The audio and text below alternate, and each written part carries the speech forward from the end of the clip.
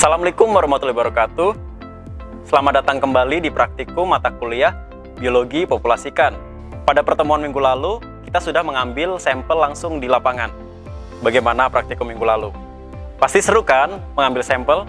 Nah, sampel kemarin telah kita ambil di Danau LSI.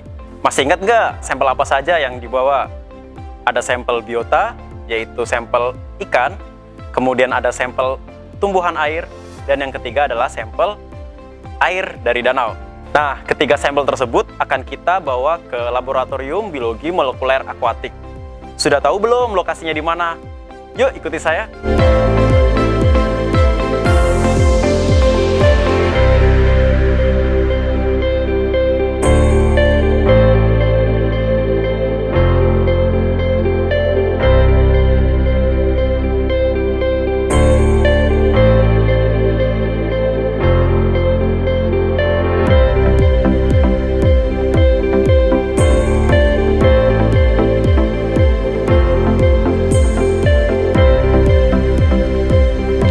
Nah, kita sudah hampir sampai di laboratorium yang akan kita lakukan analisis.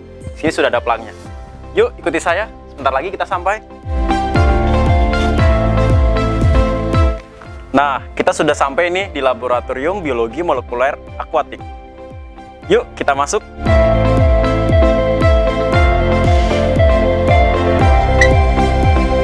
Nah, kita sudah ada di dalam lab nih.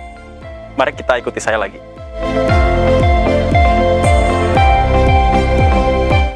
Nah, sebelum saya menjelaskan mengenai alat-alat yang ada di laboratorium ini, sebelumnya saya akan menjelaskan mengenai prosedur operasional baku laboratorium biologi molekuler akuatik. Yang pertama, setiap mahasiswa sarjana dan pasca sarjana yang akan menggunakan fasilitas laboratorium harus membawa surat keterangan penggunaan laboratorium yang diketahui oleh dosen pembimbing dan kepala laboratorium biologi molekuler akuatik. Yang kedua, setiap mahasiswa sarjana dan pasca sarjana yang akan melakukan kegiatan penelitian di dalam laboratorium wajib mengisi formulir pendaftaran pemakaian laboratorium dan menyelesaikan administrasi penggunaan laboratorium. Yang ketiga, setiap mahasiswa sarjana dan pasca sarjana yang akan melakukan kegiatan penelitian di dalam laboratorium yang telah mengurus administrasi penggunaan laboratorium berhak menerima dan menggunakan fasilitas laboratorium sesuai dengan keperluannya setelah berkoordinasi terlebih dahulu dengan laboran di laboratorium. Yang keempat, setiap mahasiswa sarjana dan pasca sarjana yang akan melakukan peminjaman fasilitas laboratorium wajib mengisi buku daftar peminjaman alat yang telah disediakan. Yang kelima, apabila terjadi kerusakan pada alat yang dipakai, peminjam alat yang bersangkutan wajib untuk mengganti kerusakan alat tersebut. Yang keenam, jam kerja di dalam laboratorium dimulai pukul 8.30 waktu Indonesia Barat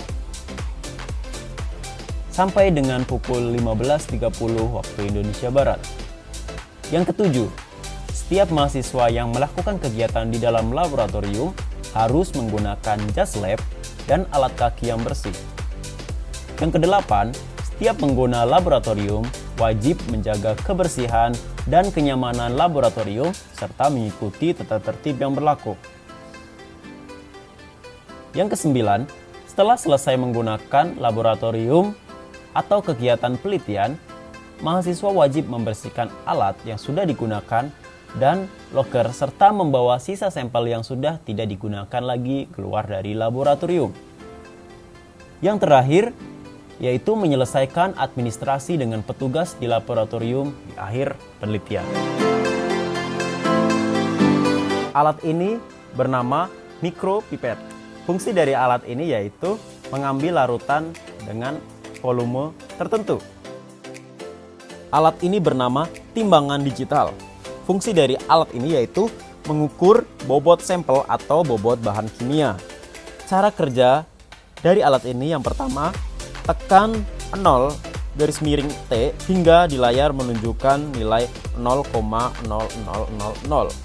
Masukkan bahan yang akan ditimbang dalam keadaan kering ke dalam timbangan dan tutup kembali penutup timbangan. Yang ketiga, Tunggu hingga angka di layar stabil dan muncul tanda tak hingga. Yang keempat, catat bobot sampel yang tertera pada layar. Yang kelima, angkat kembali sampel dan bersihkan tempat peletakan sampel. Yang keenam, kalibrasi kembali dengan menekan tombol 0-T hingga di layar menunjukkan nilai 0,0000.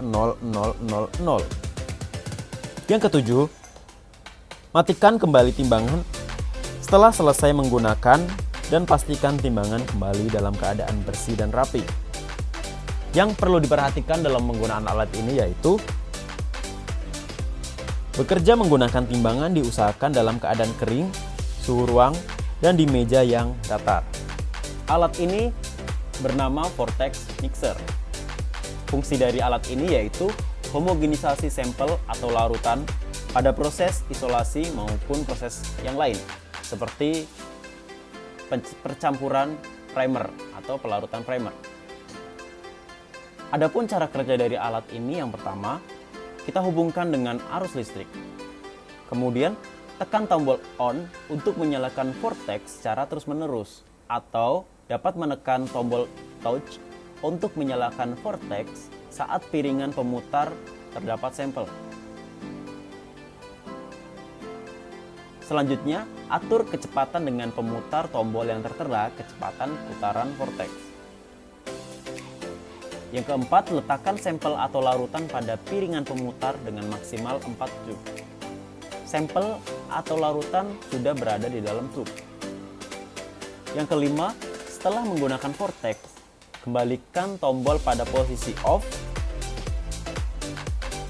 Lepaskan penghubung arus listrik. Yang terakhir, pastikan vortex kembali dalam keadaan bersih dan rapi.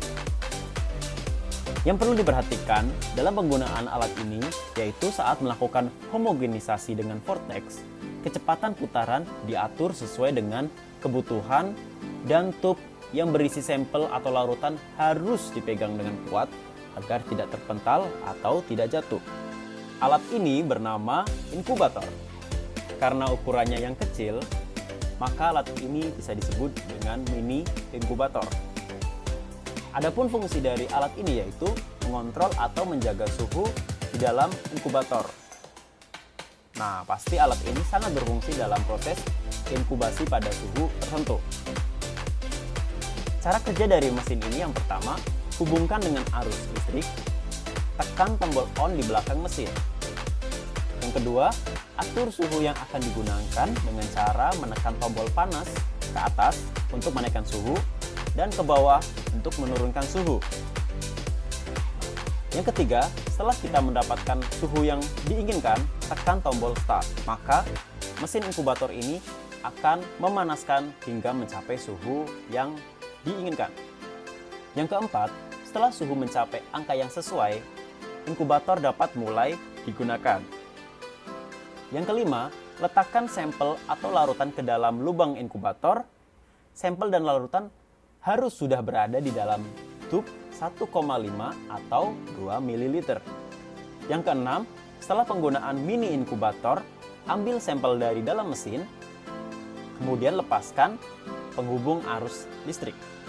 Yang ketujuh, pastikan mini inkubator kembali dalam keadaan bersih dan rapi. Alat ini bernama hot plate stirrer.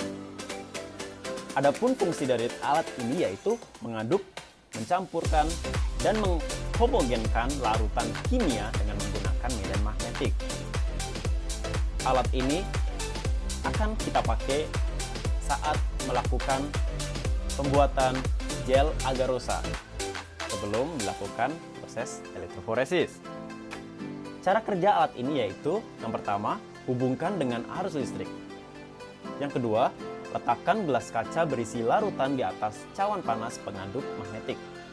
Yang ketiga, putar tombol heat untuk menyalakan pemanas sekaligus atur tingkat pemanasan plate yang akan digunakan dengan skala 0 hingga 10.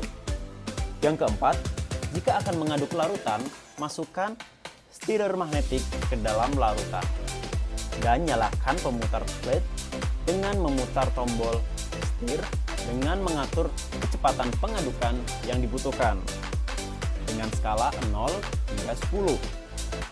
Yang kelima, setelah menggunakan hot loop, putar kembali tombol hit dan steer pada angka 0. Angkat gelas kaca yang ada di atas cawan panas pengaduk magnetik. Lepaskan penghubung arus listrik. Dan yang keenam, pastikan hot plate kembali dalam keadaan bersih dan rapi. Yang perlu diperhatikan dalam penggunaan alat ini yaitu saat memanaskan larutan, jangan meninggalkan mesin dalam keadaan menyala. Yang kedua, hati-hati saat memegang gelas kaca dalam kondisi panas. Yang ketiga, jangan meletakkan material mudah terbakar di atas plate. Alat ini bernama mesin elektroforesis.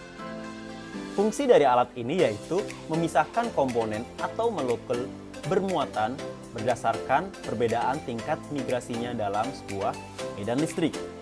Alat ini akan kita pakai pada proses elektroforesis. Adapun cara kerja dari alat ini yang pertama, hubungkan dengan arus listrik, tekan tombol on di belakang mesin.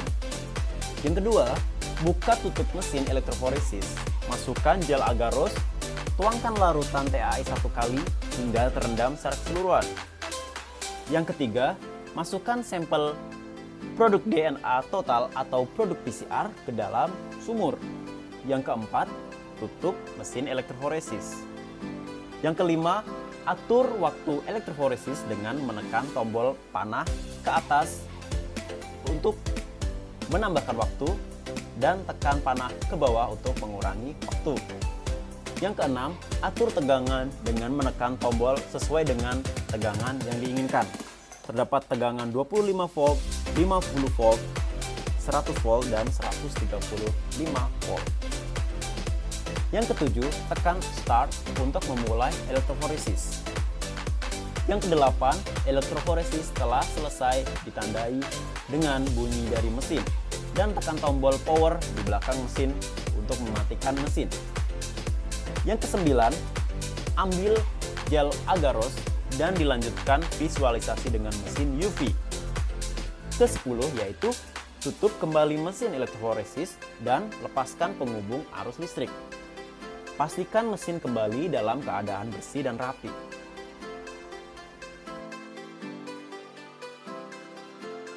Alat ini bernama UV Transluminator. Adapun fungsi alat ini yaitu visualisasi DNA maupun RNA pada gel agarose. Cara kerja dari mesin ini yang pertama, gunakan sarung tangan dan kacamata anti radiasi sebelum menggunakan mesin UV. Yang kedua, hubungkan dengan arus listrik.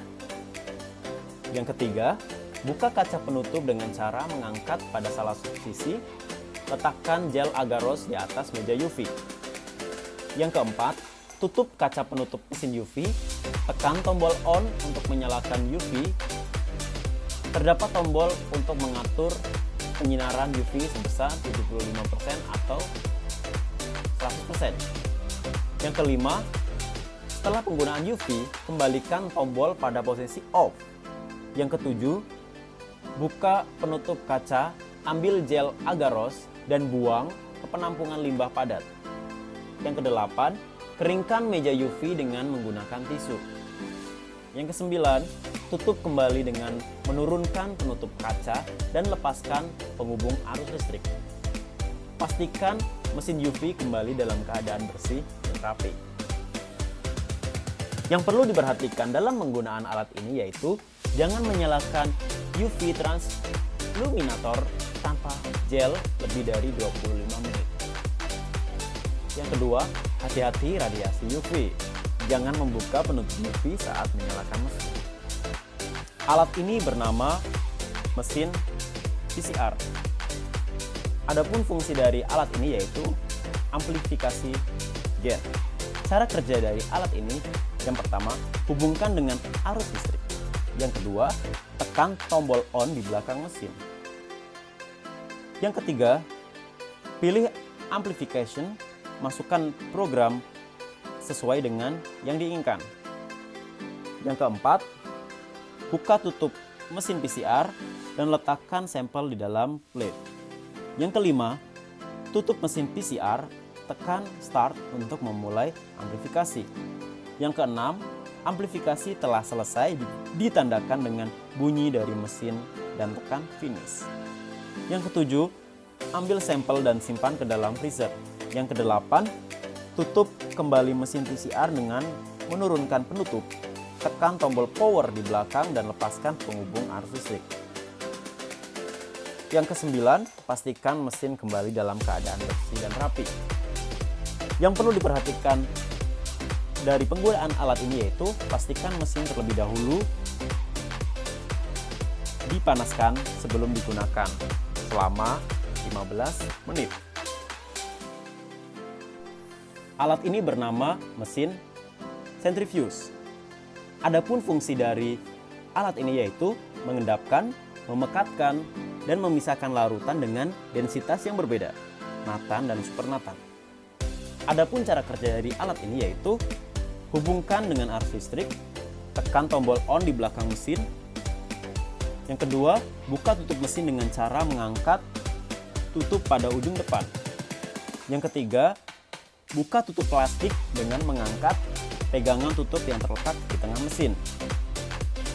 Yang keempat, masukkan larutan yang berada di dalam tube berukuran 1,5 atau 2 ml. Letakkan tube dengan seimbang antara kedua sisi. Tutup penutup plastik dan penutup mesin. Yang kelima, putar tombol pengatur kecepatan yang disesuaikan dengan kecepatan yang dibutuhkan. Terdapat dua satuan kecepatan dengan angka yang ditunjukkan di layar merupakan kelipatan 1000. Yang keenam, putar tombol pengatur waktu yang disesuaikan dengan waktu yang dibutuhkan. Yang ketujuh, tekan tombol pengatur waktu untuk menyalakan mesin. Yang kedelapan, setelah penggunaan centrifuge, ambil sampel dari dalam mesin, lepaskan penghubung arus listrik. Yang kesembilan, pastikan centrifuge kembali dalam keadaan bersih. Yang perlu diperhatikan dalam penggunaan alat ini yaitu pastikan sampel yang dimasukkan ke dalam mesin dalam keadaan seimbang. Nah, sebelum kita mulai untuk melakukan analisis, kita wajib memakai baju laboratorium.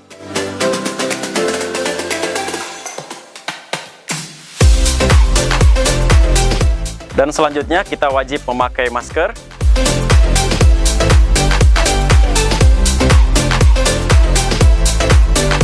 Dan yang terakhir kita wajib memakai sarung tangan.